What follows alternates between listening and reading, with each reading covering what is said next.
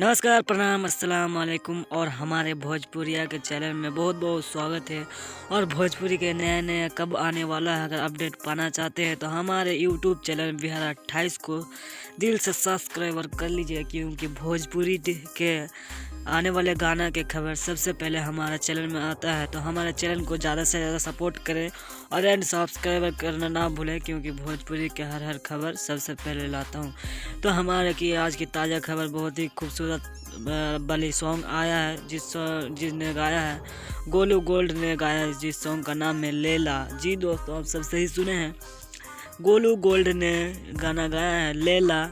बहुत ही खूबसूरत सॉन्ग है, जिस सॉन्ग को रिलीज किया जाएगा 19 दिसंबर के रोज़ रिलीज किया जाएगा। जी दोस्तों, आप सब सही सुने, 19 दिसंबर को इसे रिलीज किया जाएगा 10:15 में।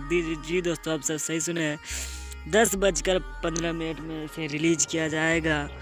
आप सब देखना ना भूले अनगोल म्यूजिक से। जी दोस्तों, आप सही सुने हैं, अनगोल म्यूजिक के यूट्यूब चैनल से इसे रिलीज किया जाएगा। तो आप सब 19 दिसंबर को आप सब देखना ना भूलें। और गोलू गोल्ड का फैन है तो हमारे चैनल को भी ज़्यादा से ज़्यादा सपोर्ट करें और लैला गाना सुन के हमें ज़रूर कमेंट करें।